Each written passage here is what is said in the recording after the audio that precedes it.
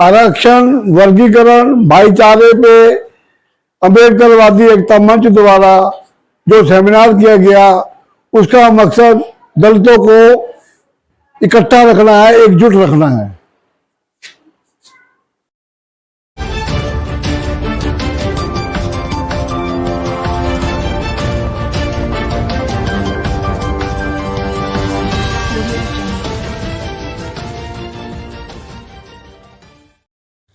नमस्कार, मैं हूं जसपाल सिंह। आप देख रहे हैं जागरूकता न्यूज। जो ईमानदारी के साथ समाज का भला चाहते हैं, वह चिंता करते हैं कि संदेश क्या जा रहा है। माननीय उच्चतम न्यायालय की तरफ से आदेश पारित कर दिया गया आरक्षण के बारे में, लेकिन उसका रिजल्ट क्या हुआ, नतीजा क्या हुआ? नतीजा यह है कि अब शेड्यूल कास्ट, आरक्षित वर्ग आपस में ही लड़ रहे हैं। आपस में ना लड़े, इसके लिए कोशिश की चंडीगढ़ से एक दलित नेता, SC, ST, OBC welfare association के प्रेसिडेंट श्री भगतराज तिशावर जी ने। उनका साथ दिया अधिवक्ता सुदेश के खुर्चा जी ने, और उनके साथ रहे श्री देविंदर सिंह जी। अलग अलग पार्टियों से रहे, लेकिन फिर भी मन साफ था, मन एक था। एक है कि समाज में भाईचारा बना रही। आप इस वीडियो में सुनेंगे कि पंजाब के पूर्व विधायक श्री इंदर इकबाल सिंह अटवाल जी और पंजाब पुलिस के एक अधिकारी जसकरण सिंह जी ने क्या कहा। ਤੁਹਾਨੂੰ ਸਾਰਿਆਂ ਨੂੰ ਇੱਕ ਬੇਨਤੀ ਕਰਨ ਲਈ ਅੱਜ ਇੱਥੇ ਪਹੁੰਚਿਆ। ਰਿਜ਼ਰਵੇਸ਼ਨ ਦੀ ਉਤਪਤੀ ਸ਼ੁਰੂਆਤ ਤੋਂ ਲੈ ਕੇ ਅੱਜ ਤੱਕ ਸਾਨੂੰ ਆਪਣੇ ਆਪ ਅੰਦਰ ਝਾਤੀ ਮਾਰਨੀ ਚਾਹੀਦੀ, ਵੇਖਣਾ ਚਾਹੀਦਾ ਹੈ ਕਿ ਸੱਚਮੁੱਚ ਹੀ ਕੀ ਰਿਜ਼ਰਵੇਸ਼ਨ, ਕਿ ਸੱਚਮੁੱਚ ਹੀ ਸਾਡੇ ਲੋਕਾਂ ਦੀ ਜੋ ਪਰਿਸਥਿਤੀ ਸਾਡੀ ਅੱਜ ਹੈ, ਕਿ ਉਹ ਚੰਡੀਗੜ੍ਹ, ਕਰਨਾਲ, ਲੁਧਿਆਣਾ, ਜਲੰਧਰ, ਅੰਬਾਲਾ 'ਚ ਵੇਖਣ ਨੂੰ ਮਿਲਦੀ ਹੈ ਕਿ ਦੂਰ ਦਰਾਜ ਸਾਡੇ ਪੇਂਡੂ ਖੇਤਰ, ਸਾਡੇ ਦੇਹਾਤ ਖੇਤਰ 'ਚ ਵੇਖਣ ਨੂੰ ਮਿਲਦੀ ਹੈ। ਸਾਨੂੰ ਆਪਣੇ ਆਪ ਅੰਦਰ ਝਾਤੀ ਮਾਰਨ ਦੀ ਲੋੜ ਹੈ ਕਿ ਅਸੀਂ ਜਾਤੀਆਂ ਦੇ ਆਪੋ ਆਪਣੇ ਵਰਗਾਂ ਦੇ ਨਾਮਕਰਨ ਨਾ ਰੱਖ ਕੇ, ਨਾ ਬੋਲ ਕੇ, ਅਸੀਂ ਇਨਸਾਨੀਅਤ ਦੇ ਨਾਤੇ ਜੇ ਨਿਗਾਹ ਮਾਰ ਕੇ ਵੇਖੀਏ ਤਾਂ ਵੇਖਣ ਨੂੰ ਇਹ ਮਿਲੇਗਾ ਕਿ ਸੱਚਮੁੱਚ ਹੀ ਸਾਡੇ ਪਰਿਵਾਰ, ਸੱਚਮੁੱਚ ਹੀ ਸਾਡੇ ਭੈਣ ਭਾਈ ਅੱਜ ਵੀ ਉਸ ਜ਼ਿੰਦਗੀ ਨੂੰ ਗੁਜ਼ਰ ਕਰ ਰਹੇ ਹੈ ਜਿਹੜੀ ਇਨਸਾਨਾਂ ਵਾਲੀ ਜ਼ਿੰਦਗੀ ਨਹੀਂ ਹੈ। ਜੇਕਰ ਆਪਾਂ ਇਹ ਸੋਚੀਏ ਕਿ ਸਾਡਾ ਪਰਿਵਾਰ ਹੈ ਤੇ ਸਾਡੇ ਪਰਿਵਾਰ ਦੇ ਵਿੱਚੋਂ ਹੀ ਕੋਈ ਜੀਅ ਜਿਹੜੇ ਉਹਨਾਂ ਦੀ ਜ਼ਿੰਦਗੀ ਬੱਤਰ ਤੋਂ ਬੱਤਰ ਹੁੰਦੀ ਜਾ ਰਹੀ ਹੈ ਤੇ ਉਹਨਾਂ ਦੀ ਜ਼ਿੰਦਗੀ ਜਿਹੜੀ ਹੈ ਕੋਈ ਬਾਹਲੀ ਚੰਗੀ ਸੁਖਾਲੀ ਨਹੀਂ ਹੈ, ਤਾਂ ਮੇਰਾ ਖਿਆਲ ਹੈ ਸੁਭਾਵਿਕ ਹੈ ਜਿਹੜਾ ਵਿਅਕਤੀ ਇਨਸਾਨ ਹੋਏਗਾ, ਜਿਹੜਾ ਰੱਬ ਨੂੰ ਮੰਨਣ ਵਾਲਾ ਇਨਸਾਨ ਹੋਏਗਾ, ਜਿਹੜਾ ਬਾਬਾ ਸਾਹਿਬ ਨੂੰ ਮੰਨਣ ਵਾਲਾ ਇਨਸਾਨ ਹੋਏਗਾ, ਉਹ ਘੱਟੋ ਘੱਟ ਜ਼ਰੂਰ ਸੋਚੇਗਾ ਕਿ ਯਾਰ ਮੇਰੇ ਭਰਾ ਦੀ ਹਾਲਤ ਠੀਕ ਨਹੀਂ ਹੈ, ਮੈਨੂੰ ਇਹਦੇ ਲਈ ਕੁਝ ਸੋਚਣਾ ਚਾਹੀਦਾ, ਕੁਝ ਕਰਨਾ ਚਾਹੀਦਾ। ਮੇਰੇ ਭਰਾ ਦੀ ਹਾਲਤ ਠੀਕ ਨਹੀਂ ਹੈ, ਮੇਰੇ ਵੱਲੋਂ ਜੋ ਕੁਝ ਹੁੰਦਾ ਬਣਦਾ ਮੈਂ ਆਪਣਾ ਵੀ ਇਹਨੂੰ ਦੇ ਕੇ ਕੁਛ ਨਾ ਕੁਛ, ਜੇ ਇਹਦੀ ਜ਼ਿੰਦਗੀ, ਇਹਦੇ ਬੱਚਿਆਂ ਵਾਸਤੇ ਕੁਝ ਹੋ ਸਕਦਾ ਹੈ ਤਾਂ ਮੈਨੂੰ ਜ਼ਰੂਰ ਕਰਨਾ ਚਾਹੀਦਾ। ਬਾਬਾ ਸਾਹਿਬ ਦੀ ਸੋਚ 'ਤੇ ਚੱਲਦਿਆਂ ਹੋਇਆ ਮੇਰੇ ਵਰਗੇ ਕਈ ਵਿਅਕਤੀ ਆਉਂਦੇ ਆ, ਬੋਲ ਕੇ ਚਲੇ ਜਾਂਦੇ। ਬਹੁਤ ਲੋਕੀ ਗੱਲਾਂ ਕਰਦੇ, ਤੁਰ ਸਾਡੇ ਵਰਗੇ ਬੋਲ ਕੇ ਲੀਡਰ ਚਲੇ ਜਾਂਦੇ। ਸੋਸ਼ਲ ਐਂਗਲ 'ਤੇ ਵੀ ਅੱਜ ਬੜੀਆਂ ਜਥੇਬੰਦੀਆਂ ਬਣੀਆਂ ਹੋਈਆਂ ਨੇ, ਚਾਹੇ ਉਹ ਇੱਧਰਲੇ ਪਾਸੇ ਲਾ ਲਓ ਤੇ ਚਾਹੇ ਇੱਧਰ ਲਾ ਲਓ, ਦੋਨੇ ਪਾਸੇ ਅਸੀਂ ਦੁਕਾਨਾਂ ਖੋਲ੍ਹੀਆਂ ਹੋਈਆਂ। ਮਾਫ਼ ਕਰਨਾ, मेरी गल नूं पसंद करे, मेरी गल नूं कोई बुरा करे। मैनू आस है कि पंजाबी तुसीं सारे कंफर्टेबल होंगे कि हिंदी च बोलण दी लोड़ है हरियाणे वालिਆਂ ਨੂੰ? पंजाबी कंफर्टेबल है तुहानूं? साडे हालात जिहड़े है वो हालात कोई इन्ने ज़्यादा वधिया नहीं है। जिहड़ी नवीं पीढ़ी है, जिहड़ी अज की जनरेशन है, वो तो रौला पावे सो पावे क्योंकि उन्होंने पता नहीं है। पहली गल रिजर्वेशन जिहड़ी अज जिहड़ी सुप्रीम कोर्ट की जजमेंट आई है, ये कोई नवीं ते ताज़ा ते अज मिलन जा रही चीज़ नहीं है। ये सन 1975 च साडे सत्कारयोग मुख्यमंत्री, मैं समझदा कि उन्हां दी बड़ी वड्डी देन है साडे ते। स्वर्गवासी देश के राष्ट्रपति रहे, बाद च पंजाब के मुख्यमंत्री स्वर्गवासी ज्ञानी जैल सिंह जी ने उन्होंने रिजर्वेशन सन 1975 के रिजर्वेशन विद इन रिजर्वेशन का कॉन्सैप्ट लागू किया। इस करके किया कि इन्हां दबले कुचे लोगों के वास्ते इन्हां नूं कुछ राहत का मौका दिता जाए ताकि ये भी अगे वध फुल सकन, ये भी अगे आ सकन। वो वक्री गल है कि ये कौमां दे विचों इस रिजर्वेशन के एग्जिस्टेंस होने के बावजूद भी कोई उन्नी तरक्की नहीं हो सकी जिन्नी की होनी चाहिए, जिन्नी हो सकती सी लेकिन नहीं हो सकती। गरीबी चों, गुरबत चों, हालातां चों कुदरत की ऐसी मार पई कि अज तक भी वो लोग उन्ना ऊपर उठ के नहीं आ सके। जिहड़ा रिजर्वेशन का एक सहारा जिहड़ा वो ज्ञानी जी ने उस वेले दिता सी। ते उस तो बाद जिन्नियां भी सियासी राजसी पार्टियां पंजाब दे विच आईयां, उन्होंने इस कॉन्टीन्यूटी च रखा। ज़्यादा समझ मैनू इस गल दे विच कहते हुए कोई हिचकिचाहट नहीं है कि चाहे स्वर्गवासी सरदार बेअंत सिंह जी हो, चाहे कैप्टन अमरिंदर सिंह जी हो, चाहे सरदार प्रकाश सिंह बादल जी हो, चाहे सा हरचरण सिंह बराड़ जी हो, चाहे बीबी भट्ठल जी हो, चाहे सा चरणजीत सिंह चन्नी जी हो, तो चाहे सरदार भगवंत सिंह जी हो। वेले वेले ते बहुत कुछ होंदा रहा, लेकिन पंजाब के सूबे के किसी भी सत्कारत मुख्यमंत्री साहबान ने इस रिजर्वेशन छेड़न की कोशिश नहीं की और इनू लगातार जारी रखे। आज रिजर्वेशन विद इन रिजर्वेशन का कॉन्सैप्ट तेलंगाना, आंध्र प्रदेश, बिहार, उत्तर प्रदेश ते चंद कुछ होर सूबे भी लागू करने के किनारे पर तकरीबन पहुंचा हुआ है। लेकिन reservation with in reservation high court फिर सुप्रीम कोर्ट के चैलेंज हुई।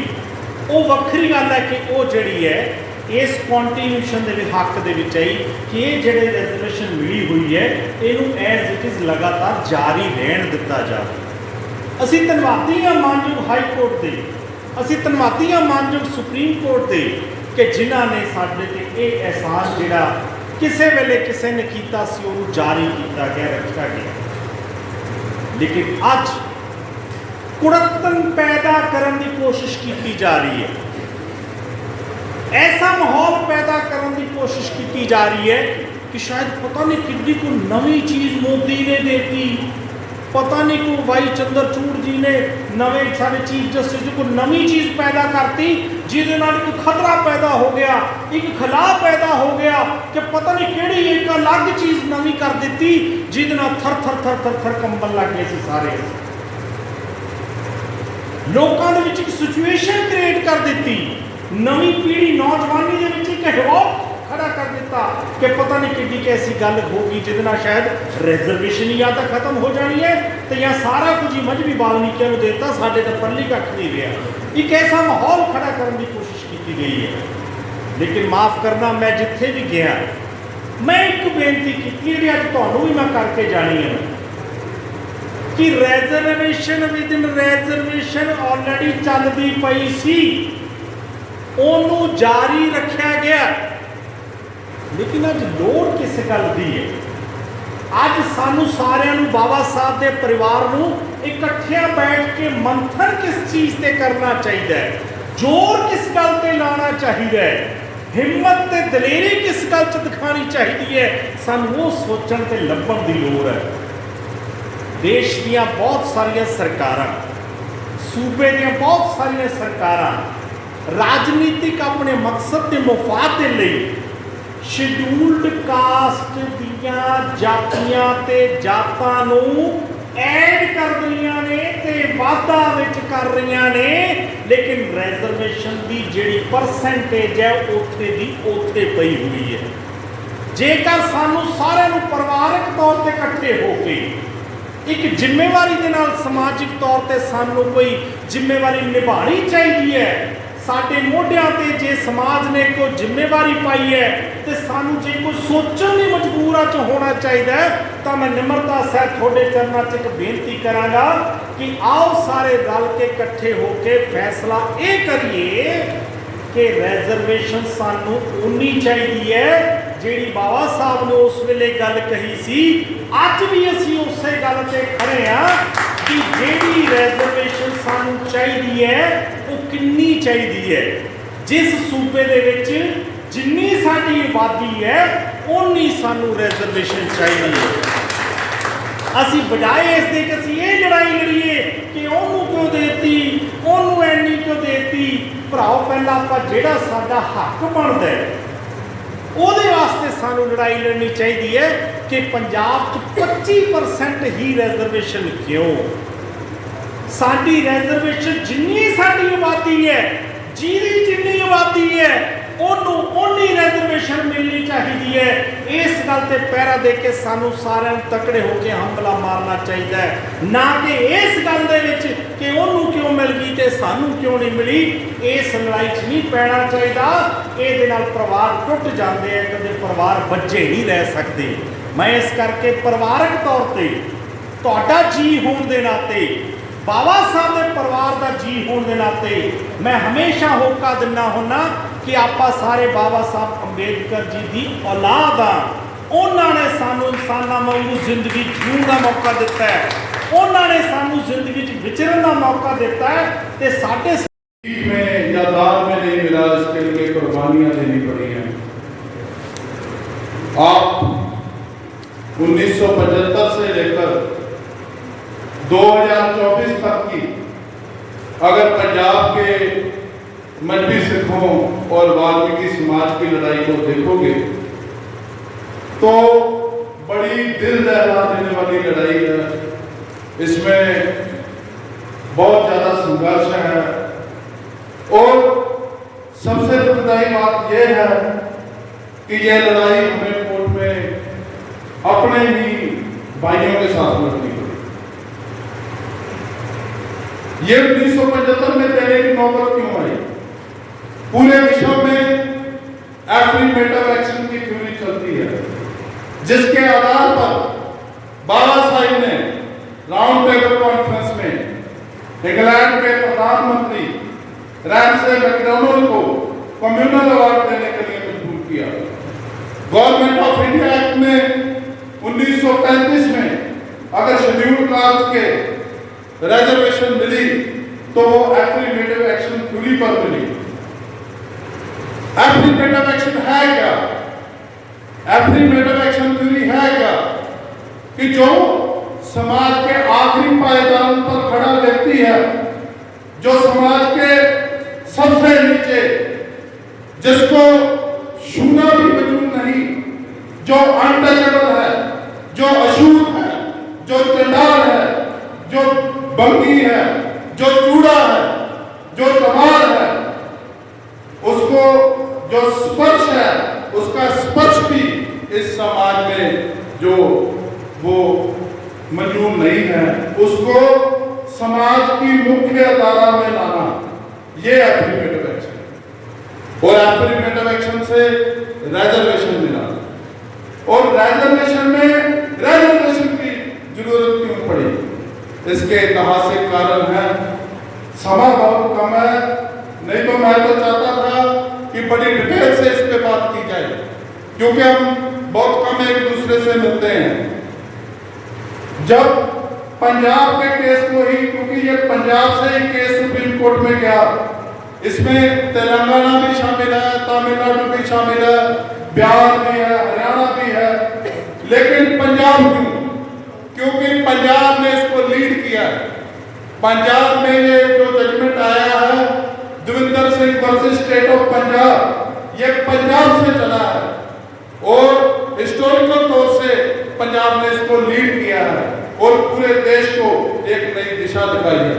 जो वंचित समाज है, वंचितों में वंचित, जो शूद्रों में भी शूद्र, जो बिल्कुल ही हाशिए पर बैठे हुए लोग हैं, उनको आगे लाने की पंजाब में रविदास समाज ने 1 शताब्दी पहले आदि धर्म समाज नाम की मूवमेंट की है।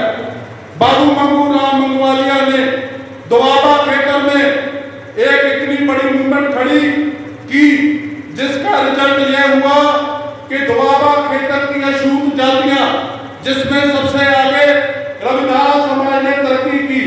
आदि धर्म समाज मूवमेंट के कारण दोआबा खेतर के जो रविदासिया समाज के लोग थे वो आगे आए। उन्होंने बाबा साहब अम्बेडकर को समझा, पढ़े लिखे और वो बहुत आगे आए।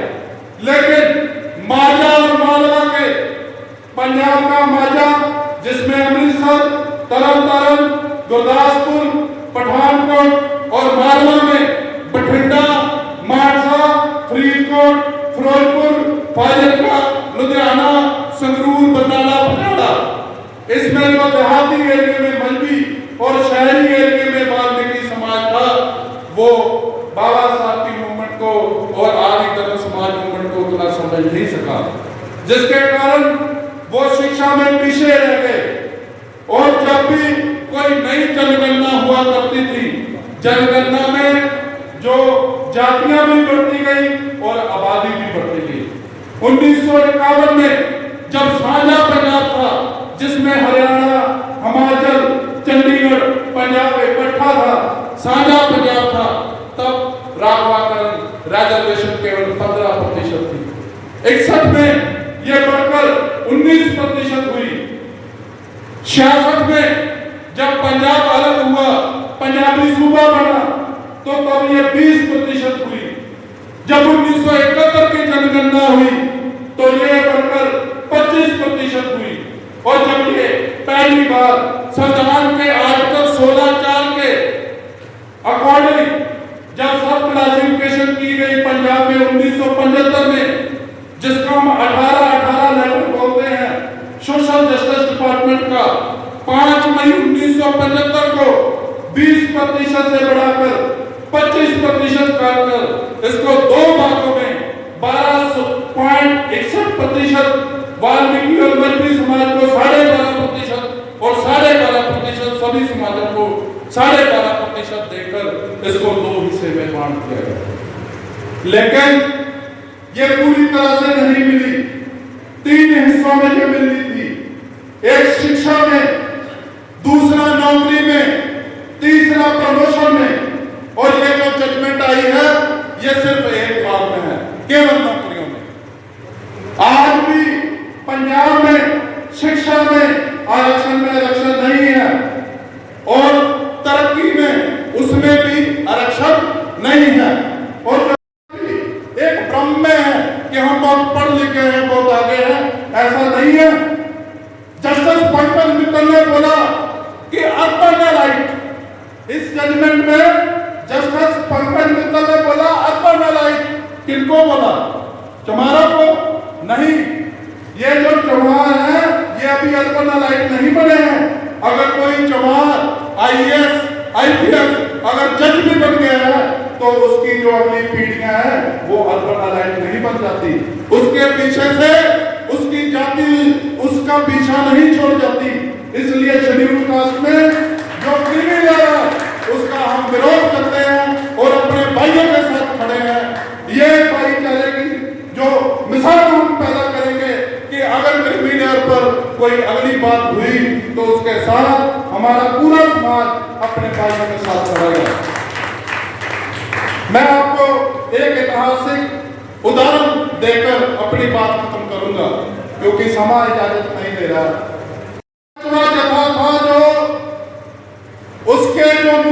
बाबा वीर सिंह रंगरेटा, उनके साथ 3 और जथेदार थे। बाबा अमर सिंह थे, बाबा जीवन सिंह थे। तो इस जथे को सचखंड हरमंदिर साहिब की जो चौथी बाही थी, इसीलिए इनको चौथे बड़े वाले भी बोलते हैं, वो इनके स्पुर्द की गई। बाबा वीर सिंह रंगरेटा के दल में जो सारी गिनती थी, जिनको अम्बेडकर ने चूड़े और चमार लिखा है और सिखों में मजबी और रविदासिया सिख बोलते हैं, वो सभी इकट्ठे थे। और ये जथा एक ऐसा जथा हुआ कि जो पहला जथा था बाबा दीप सिंह का शहीद मिसल का, दूसरा जथा था बाबा करम सिंह धर्म सिंह खत्री खानदान का, तीसरा जथा था गुरबंसी बाबा जो गोइंदवा लिए और खडूर शाह वालों का, चौथा था दसौदा सिंह दालीवाल जट सिखों का, और पांचवा था जो बाबा वीर सिंह का।